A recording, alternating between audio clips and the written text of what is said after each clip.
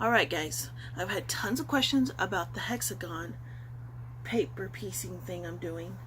So I figured I would answer some questions. Now this may be a long video. It is no means a tutorial video because I can't do tutorials. So this is not tutorial. This is maybe some tips and tricks. But this is what I'm doing, is making these. And what I use, like I said, I'm not completely, I bought these off eBay. They're just papers that you use. Now some people will base stitch around. I ain't got time for that, or the patience for that, to be honest. So I use Fons and Potter, I don't know, it's a glue pen. And I just glue them down. And then once they're glued down, then I take them to the ironing board and iron them, you know, make sure the creases are set in them. And then I start stitching them together. I stitch all these around, and then I go back and stitch here. And at the end, you will have a flower. That's why they call it Grandmother's Flower Garden. See?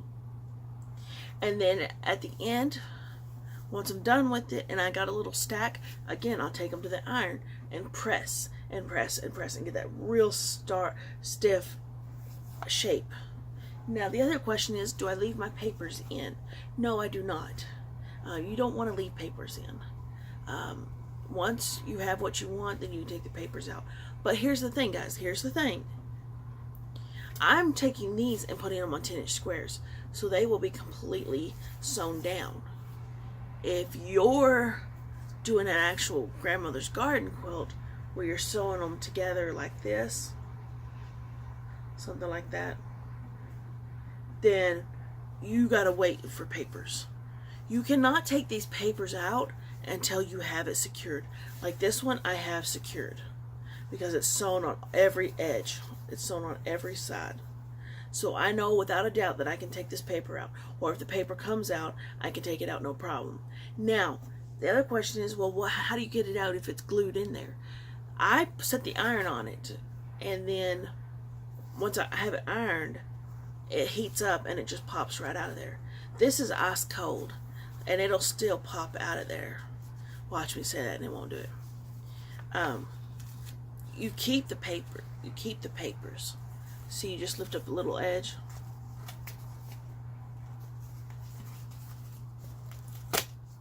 And it pops right out of there. And you're left with the middle. And it's going to stay that way because that's the way you sewed these hexagons around. But I haven't ironed that one, so I shouldn't have taken that one out. But I want to show y'all how easy it is to do that. You can do anything you want with these at the final product.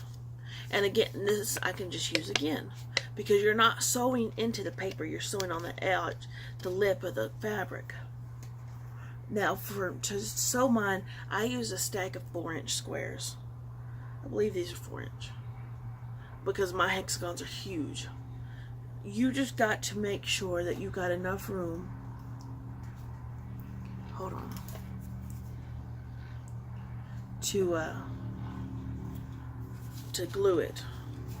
See, like this, and then I'll cut corner off, and I'll cut the corner off, cut the corner off, and the corner off, and then I'll just start gluing it down. It's really, really simple. It really is. As long as you don't think about it. It's smooth sailing. You'll need a needle, a very sharp needle, and thread. Now you can use any thread, because I use that was sent to me. I also have this good old polyester thread. And the reason I use this cheap shit, this polyester thread, or a random other thread, is because I know that mine just have to stay, I just have to hold mine together long enough to get it put on a 10-inch square. Now if you're doing a whole quilt that's doing it this way, then I certainly would be using some better quality thread. Not my blue polyester thread. because you want it to just last and hold together. So you gotta figure out first where you're going with this and exactly what are you doing to what's going to be your final product, I guess you could say. Let me see. Because if you're hand sewing them together, then you want to use this high quality hand quilting thread. It'll last longer, I think, to hold up to stuff, because that thread is really good stuff. Or what I've been showing you is the sulky threads. Since my threads are going to be overstitched, because I'm going to put it on a 10-inch square and then stitch all over it, I don't care if my stitches show a little bit. And they will. They'll show if you're not careful. But honestly, that doesn't matter to me, because it's supposed to look handmade. That's the point of paper piecing. So, yeah. And I have a little Tupperware container full of paper pieces. As soon as I glue them together and make a big stack, then I will take them to the iron and press. I don't iron, I just and I use 100% cotton setting, the hottest that iron can get, and make sure it's completely pressed.